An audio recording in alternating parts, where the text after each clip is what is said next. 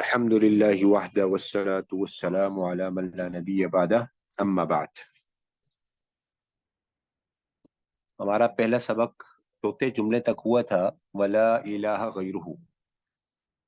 اب یہاں سے پانچواں جملہ قدیم بلا ابتداء دائم بلا انتہاء، قدیم بلا ابتداء دائم بلا انتہاء، قدیم بلا ابتداء دائم بلا انتہاء لا یفنا ولا یبید۔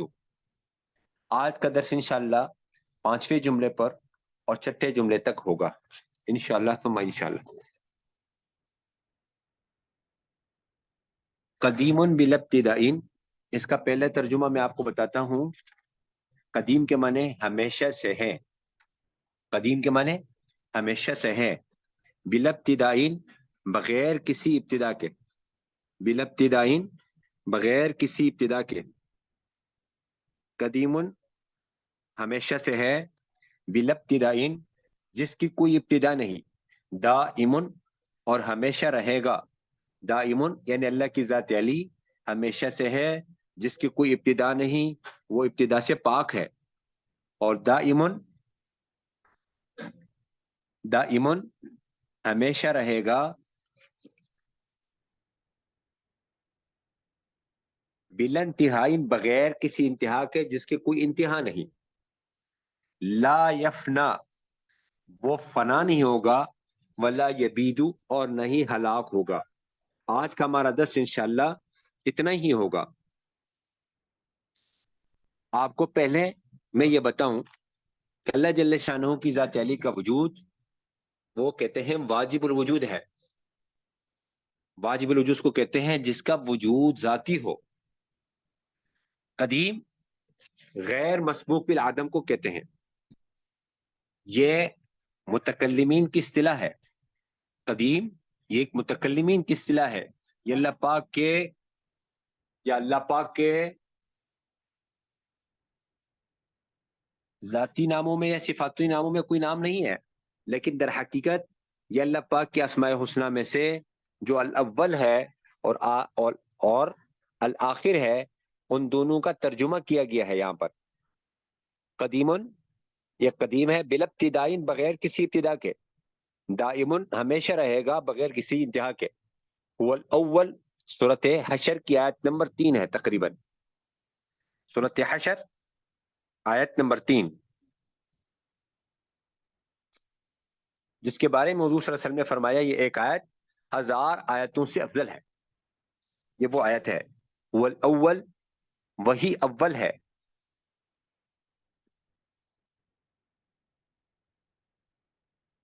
اور ہر چیز سے پہلے، قبل کل شین، امام جلالین نے اس طرح تفسیر فرمایا، قبل کل شین بغیر کسی ابتدا کے، بلا ابتدائی۔ قدیم در حقیقت اسماء حسنہ الاول کا ترجمہ ہے، کیونکہ اولیت مطلقہ اس کو کہتے ہیں جس کی ابتدا کی کوئی حد نہ ہو، جس کو ازل کہتے ہیں، اور اصطلاح کلام میں اس کو قدیم کہتے ہیں۔ کیا مطلب؟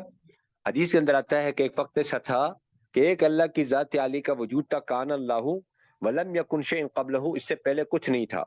اور حدیث کے اندر آتا ہے کہ آپ صلی اللہ علیہ وسلم نے فرمایا کہ اللہ کی ذات ہی اول ہے، اولیت مطلقہ، لیس قبلہ شیء، اس سے پہلے کچھ بھی نہ تھا، اور آخر ہے، والآخر اس کے بعد کچھ بھی نہیں ہوگا، لیس بعدہ شیء۔ کیا مطلب؟ اللہم انت الاول قبل کل شیء، یا اللہ آپ ہی وہ پہلی ذات ہے جو سب سے پہلے تھا۔ یمن والے حضور صلی اللہ علیہ وسلم کے پاس آیا، بخاری کی روایت میں، جینا کا نمبر 1 دین کی سمجھ بوجھ حاصل کرنے کے لیے، لنتفقہ فی الدین، نمبر 2 کائنات کی ابتدا کیسے ہوئی، وَلِنَسْأَلَكَ عَنْ أَوَّلِ هَذَا الْأَمْرِ، اس کائنات کی ابتدا کیسے ہوئی اس کے بارے میں ہم آپ سے معلوم کرنے آئے۔ تو آپ صلی اللہ علیہ وسلم نے ارشاد فرمایا، کان اللہ، اللہ کی ذات علی کا وجود تھا، ولم یکن معہ شیء، اور اللہ کی ذات علی کے ساتھ کچھ بھی نہ تھا، ایک روایت کے اندر۔ اور دوسری روایت کے اندر آتا ہے کہ آپ صلی اللہ علیہ وسلم نے ارشاد فرمایا کہ اللہ کی ذات علی کا وجود تھا، کان اللہ، اور آپ سے پہلے کچھ بھی نہیں تھا، ولم یکن شیء قبلہ، اور ایک روایت ہے ولا شیء معہ، ولا شیئا معه آخر، ایسے الفاظ ہیں کما قال علیہ الصلوۃ والسلام. تو ایک وقت ایسا تھا کائنات کا کوئی وجود نہیں تھا، کیونکہ اللہ پاک بدیع ہے. بدیع کس سے کہتے ہیں؟ جیسے قرآن میں 2 جگہ بدیع السماوات والارض، زمین آسمانوں کو ایجاد کرنے والی ذات اللہ کی ذات ہے. فرمایا انا یکون له ولد ولم تکن له صاحبہ. بدیع السماوات والارض دوسری جگہ اذا قضى امرا فانما یقول له کن فیکون. بدیع اس کو کہتے ہیں جو چیزوں کو بغیر نمونے کے، بغیر مٹیریل کے، بغیر نقشے کے وجود دیتا ہے. تو اللہ کی ذات عالی کا وجود اس وقت تھا جب کائنات کے اندر کچھ بھی نہ تھا. اسی وجہ سے اللہ پاک نے قرآن میں فرمایا وہی اول ہے، والاول ہر چیز سے پہلے، قبل کل شیء. یہ بات میں نے آپ کے سامنے ظاہر کی کہ قدیم اس کو کہتے ہیں، قدیم اس کو کہتے ہیں جس کی ابتدا کی کوئی حد نہ ہو، اور جس کو ازل بھی کہتے ہیں. اور قدیم اللہ تعالیٰ کے اسماء حسنہ میں سے نہیں، بلکہ اہل کلام نے، متکلمین نے اس کو اللہ تعالیٰ کے اسماء میں داخل کیا ہے. حق شریعت میں حق تعالیٰ جل شانہ کا نام الاول ہی آیا ہے. یہ قدیم کی بنسبت اولا اور زیادہ مناسب ہے، کیونکہ اس میں اس بات کی طرف اشارہ پایا جاتا ہے کہ اس کے بعد جو کچھ ہے وہ سب اسی کی طرف راجع اور اسی کے تابع ہے، برخلاف قدیم کے کہ اس میں اس کی طرف اشارہ نہیں پایا جاتا. اصطلاح اہل کلام میں قدیم اس کو کہتے ہیں جو جس میں عدم ہو ہی نہیں، جس کا نہ ہونا ہو ہی نہیں. اس لیے اس بات کو سمجھنے کے لیے کہ وہی اول ہے ہر چیز سے پہلے اللہ کے، یہ تو کچھ بھی نہ تھا، اللہ کی ذات عالی کا وجود تھا. پھر اللہ پاک نے اس پورے کائنات کو وجود عطا فرمایا. کس ترتیب سے وجود عطا فرمایا؟ حضرت عبداللہ ابن عباس رضی اللہ تعالیٰ عنہ ارشاد فرماتے ہیں جب اللہ پاک نے مخلوق کے پیدا کرنے کا ارادہ کیا، لما اراد اللہ یخلق الخلق، تو اللہ پاک نے نور سے ایک سبز رنگ کے یاقوت کو پیدا فرمایا. خلق من النور یاقوتۃ خضراء، جس کی موٹائی 7 آسمانوں 7 زمینوں سے زیادہ تھی. غلظها كغلظة 7 سماوات و7 ارضین وما فیہن، اور جو اس کے درمیان وما بینہن. فلما ان دعاها، جب اس کو بلایا، ذابت یاقوتۃ فرقا من مخافۃ اللہ عز وجل، تو یاقوت پگھلنے لگا اللہ پاک کے ڈر سے. حتی صارت مان، یہاں تک کہ وہ پانی بن گیا. فرمایا اس پانی پر جو کپ کپی ہے، اس میں جو لہریں چلتی اللہ کے ڈر کی وجہ سے، فهو مرتعد من مخافۃ اللہ عز وجل.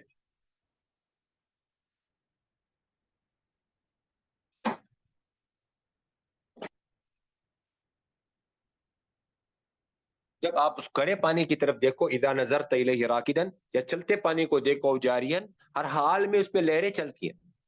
اور فرمایا اسی طرح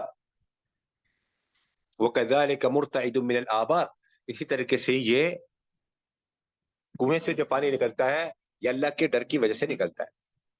اور آگے فرمایا پھر اللہ پاک نے ہوا کو پیدا فرمایا، ثم خلق الريح، تو پانی کو ہوا کے اوپر رکھا، فوضع الماء على الريح. پھر اللہ پاک نے ہوا کو پیدا فرمانے کے بعد پانی کو ہوا کے اوپر رکھا. پھر اللہ نے عرش کو بنا، ثم خلق العرش، اور اللہ نے عرش کو پانی کے اوپر رکھا، فوضع العرش على الماء. قرآن میں وَكَانَ عَرْشُهُ عَلَى الْمَاء، کہ اللہ کا عرش پانی کے اوپر ہے. پھر اللہ نے کرسی کو فرمایا. کتنا آپس بعد میں فاصلہ رہا، فرمایا اس کا پتہ نہیں، فلا يدراک کم لبث الکرسی. اور فرمایا سارے آسمان سارے زمینیں، ایک روایت کے اندر آتا ہے یہ بکری کے ممناؤں کی طرح ہے آسمان کے کرسی کے مقابلے، کمر بزعنز. اور فرمایا ایک حدیث کے اندر فرمایا ہے کہ 7 آسمان 7 زمینوں کو ملاؤ سی کر کے، لو ان السماوات والارض لو ان السماوات السبع والارضین سب بسطنا ثم وصلنا بعضها بعضا، ایک دوسرے کے ساتھ سی لو، ایک آسمان کو دوسرے کے ساتھ، پھر دوسرے آسمان کو، پھر تیسرے آسمان کو، پھر زمینوں کو سی لو. سی کر کے پھر کیا کرو، ثم وصلنا بعضها بعضا، پھر ایک کو دوسرے کے ساتھ ملاؤ. فرمایا کرسی کے مقابلے میں ایسا ہے، ما کن بمنزلۃ الکرسی، مگر جیسے کہ 7 درم ایک ڈال میں ڈالے جائے، کسبعۃ دراہم القیت فی ترس. اور فرمایا عرش کا اندازہ تو ایک اللہ کی ذات علی کو، والعرش لا يقدر قدر الا اللہ. فرمایا عرش کرسی سے اتنا بڑا ہے، والعرش आज़म मिनल कुर्सी, जैसे कुर्सी हर चीज से, कल कुर्सी मिन कुल्ल शैइन। कुरान में है आयतुल कुर्सी के अंदर कि अल्लाह की कुर्सी ने सातों आसमान सातों जमीनों को घेरा हुआ है। वसिया कुर्सिय्युहु समावाति वल अर्द। गरज इस तरतीब से अल्लाह पाक ने जमीनों को बनाया। पानी को पैदा फरमाने के बाद पानी के बुलबुले से अल्लाह ने सबसे पहले जमीन को पैदा फरमाया। वल्लज़ी खलक़ लकुम मा फिल अर्द के अंदर इस बात की तरफ इशारा है कि पहले जमीन की तख्लीक हुई, फिर अल्लाह ने आसमानों को धुएं से बनाया। तुम मस्तवा इलस समाई वहिय दुखान, कुरान में तो मस्तवा इलस समाई फसव्वाहुन, फिर आसमान का इरादा किया, फिर अल्लाह ने उनको बराबर किया। जमीन की तख्लीक पानी की बुलबुले से या जाग से हुई, हदीस के अंदर आता है। फिर उसके बाद अल्लाह जल्ल शानहू ने जमीन के अंदर पहाड़ों को गाड़ा, फिर सारी तरतीब इंशाल्लाह बाद में बताऊंगा।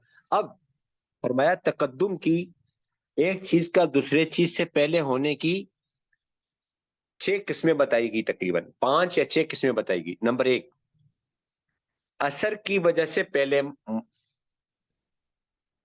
होना। मसलन अंगुली की हरकत, अंगुली का हिलना, ये अंगूठे के हिलने से पहले मुकद्दम है। जब तक आप अंगुली को नहीं हिलाएंगे, अंगूठा जो आपकी अंगुली के अंदर होता है वो नहीं हिलेगा। तो उंगली का होना, उंगली का होना ये मुकद्दम है। हर उसकी हरकत का होना, उसको हरकत देना, ये मुकद्दम है किसके हरकत पर? अंगूठे के हरकत पर। ठीक है, इसका मतलब क्या है कि ये उंगली जो है इसकी हरकत असर कर रही है, अंगूठे की हरकत में मुअस्सिर है। नंबर 2,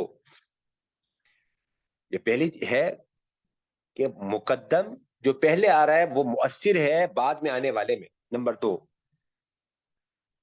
तकद्दुम बिल हाजा, यानी तासीर की वजह से नहीं, एक चीज दूसरी चीज से पहले है और बाद में आने वाला पहले का मोहताज है। मिसाल के तौर पर 2 का आदद है, 2, ये एक का मोहताज है, एक के बगैर 2 बन नहीं सकता है। जब तक 2 एक जमा नहीं होंगे 2 नहीं बनेगा।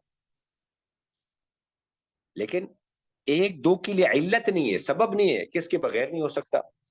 नंबर 3 फरमाया मर्तबे में आगे होना, अत्तक़द्दुम बिश्शरफ। जैसे हजरत अबू बकर रज़ियल्लाहु तआला अन्हु की फजीलत, हजरत उमर पर मर्तबे में आगे होना। नंबर 4, मैंने बताया मर्तबे में नहीं, मैं कह रहा हूं फजीलत में आगे होना। नंबर 3 फजीलत में आगे होना, मुझसे गलती होगी मैंने मर्तबा कहा। नंबर 4 मर्तबे में आगे होना। या तो इसकी 2 किस्में होती, मर्तबे में आगे होने की 2 किस्में। नंबर 1, या तो हिस्सी तौर पर क्या महसूस कर रहे हैं, हम देख रहे हैं, मसलन इमाम आगे है मुक्तदी पर, या अकली तौर पर, जैसे ये मंतिकियों की और अहले कलाम की सिला है जिनसे आली, जिनसे आली मब्दा, अगर हम जिनसे आली को मानते हैं तो जो उससे नीचे होता है जिन्स, वो उससे मुकद्दम है। ये समझने के लिए मंतिक पढ़ना पड़ेगा। आगे फरमाया जमाने के एतबार से मुकद्दम होना, जो पहले जमाने में मौजूद बाद में आने वाले जमाने में मौजूद होने से पहले है। और एक किस्म वो है, छठी किस्म, फरमाया कि जमाने के बाज अज्जा बाज पर मुकद्दम है। ये तकद्दुम जमानी नहीं कहेगा, वरना एक जमाना दूसरे जमाने को मुहीत के लाएगा, तो लिहाजा ये सही नहीं होगा। और अल्लाह जल्ल शानहू का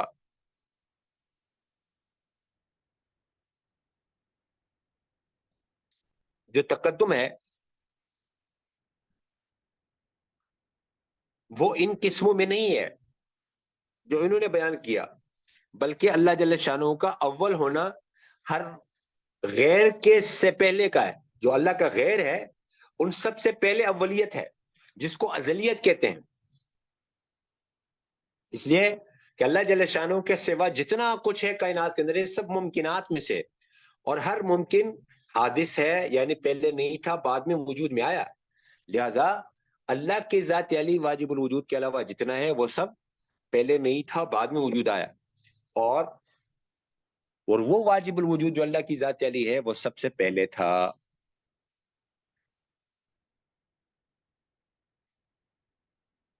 تو آج کے سبق کے اندر یہ بات ہے کہ قدیم بلا ابتدائین، یہ اللہ پاک ہمیشہ سے ہے بغیر ابتدا کے، اور دائم اللہ پاک ہمیشہ رہیں گے بغیر انتہا کے، وہ الآخر بعد کل شیء لا نہایت لہ، ہر چیز کے بعد، کیونکہ اللہ کا حکم پہلے بھی تھا قرآن میں للہ الامر من قبل و من بعد، اس آیت کے اندر هو الاول هو الآخر، یعنی وہی اول ہے، نہ اس پر عدم سابق طاری ہوا اور نہ عدم لاحق طاری ہوگا، کیونکہ حدیث کے اندر جیسے میں نے پہلے بھی سنایا، مسلم کی روایت میں اللہم انت الاول فلیس قبلک شیء، یہ اللہ آپ ہی سب سے پہلے، آپ سے پہلے کچھ بھی نہیں، اور آپ ہی آخر وانت الاخر، آپ کے بعد کچھ بھی نہیں ہوگا، وانت الاخر فلیس بعدک شیء، جیسے آپ کو معلوم ہے ایک وقت ایسا آئے گا سب کچھ کائنات کے اندر ختم ہو جائے گا، کل من علیہا فان، اللہ پاک فنا سے پاک ہے، جیسے یہ فرمایا لا یفنا، لا یفنا ولا یبیت، نہ ہلاکت سے پاک، کل شیء کل من علیہا فان، سب فانی ہو جائے گا، وَيَبْقَى وَجْهُ رَبِّكَ ذُو الْجَلَالِ وَالْإِكْرَامِ، اللہ کی ذات علی باقی رہے، اور اسی طرح قرآن کی آیت کے اندر ہے کل شیء ہالک الا وجہہ، سب کچھ ہلاک ہو جائے گی صرف اللہ کے ذات علی کا وجود رہے گا، اللہ پاک فنا سے بھی پاک، ہلاکت سے بھی پاک، یہ در حقیقت قرآن کی ان دو آیاتوں کی طرف اشارہ ہے جو میں نے آپ کو ابھی سنا ہے، اور یہ در حقیقت ہمیشہ بلا انتہا کی تائید ہے، قیامت کا دن ہوگا، اللہ پاک فرمائیں گے این الملوک این المتکبرون لمن الملک اليوم للہ الواحد القہار، آج کس کی بات چاہتے، کوئی جواب دینے والا نہیں ہوگا، ایک وقت ایسا آئے گا للہ الواحد القہار، سب کچھ ایک اللہ کی ذات علی کے لیے ہوگا، اس لیے اپنا عقیدہ یہ رکھنا کہ ایک وقت ایسا تھا صرف اللہ ہی تھے، باقی کچھ نہیں تھا، ایک وقت ایسا آنے والا ہے صرف اللہ کی ذات علی رہیں گے، باقی کچھ سب کچھ ختم ہو جائے گا، پھر اللہ پاک سب کو دوبارہ زندہ فرمائیں گے، اور اللہ پاک ابتدا سے بھی پاک ہے اور اللہ پاک انتہا سے بھی پاک ہے، ہمیشہ سے ہے، ہمیشہ رہیں گے، فنا سے بھی پاک ہے، ہلاکت سے بھی پاک ہے، یہ اہل سنت والجماعت کا عقیدہ ہے، اور یہی ہمارا بھی عقیدہ ہے، تو اس عقیدے کو قائم رکھنا، خود بھی اس پر رہنا، اور ساری امت کو، ساری انسانیت کو اس پر لانا، اور سب سے پہلے اپنے گھر والوں کو بھی سکھانا بہت ضروری ہے کہ ہمارا عقیدہ اللہ کی ذات علی کے وجود کے بارے میں یہ ہے۔